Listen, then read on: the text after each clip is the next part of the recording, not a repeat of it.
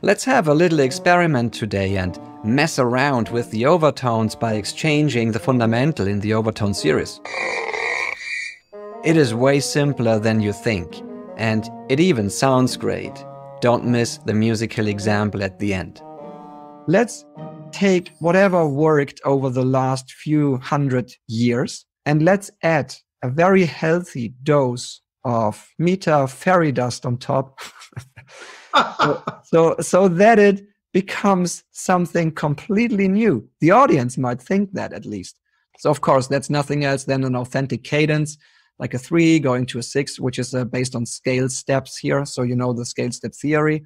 3 to 6 to 2 to 5 to 1. That's exactly what you hear in all of the jazz standards. And it's working. It sounds great. This is just the root tones. That's why I did not indicate major or minor with the capital and the small letters and stuff.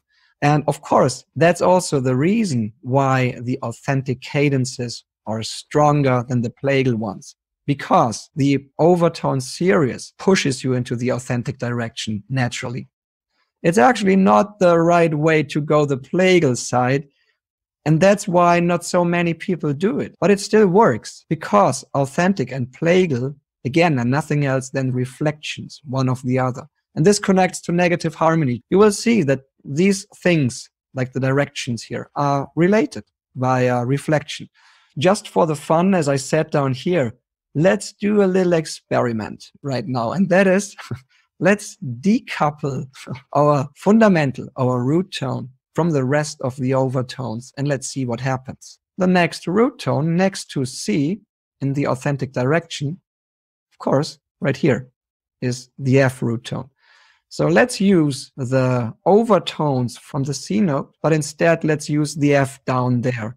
And that's the moment where I want to look really into the octave number 4 right here, mainly because for two reasons. The first reason is all of the notes from the third octave are doubled in here as well. So we are not losing anything. In addition to that, we actually gain a scale from the overtone series. It only depends on this scale step number 7 here. You actually have a choice because there are not defined pitches up there anymore. So it's kind of in between both, like scale tone -7, natural 7. I would argue both of them are in there, which means make a choice. I'm going with this guy here because this is already present in the third octave. That's the main reason why I want to go with this guy in the fourth octave as well. Now let's see what this root tone, this decoupled new root tone does to this set of tones. Actually, the fundamental of a scale should always be present in a scale. That is why we pick a fundamental in the first place, right? Well, in this case, as you can tell, the F tone is not really present in this set of tones, which is not good. And even worse, we create 13 against this F sharp. So the F is not really a good choice. Just for the fun of it, let's go to the next root tone in the authentic direction, which brings us to a B flat. Let's see what a B flat can do against the overtones from the C root tone. So this guy, yeah, it gets repeated. That is better, but there is no perfect fifth to that guy. And actually, the perfect fifth is the strongest interval after the octave. We kind of have this F sharp in here, which is a 5+, but it's not a good thing because you can't build cadences on that scale. So again, it's not practical. And let's look into the plagal direction instead. So let's write out this scale and see what happens. Well, great. Actually, this scale exists. After G, we come to D root tone. So in this case, that is actually also a scale that we have defined. Okay, great. So these 3 scales are all connected via the overtone series and the circle of fifth, by the way, because these root tones, they are all organized in a distance of 5, which brings me to the application right here. I used those 3 scales and all of them are based on the same root tone. Right here, and I'm just using scale tones above and in the bass clef here. Then here, it's all based on a C root tone. Why? Because I'm a lazy composer. That's why.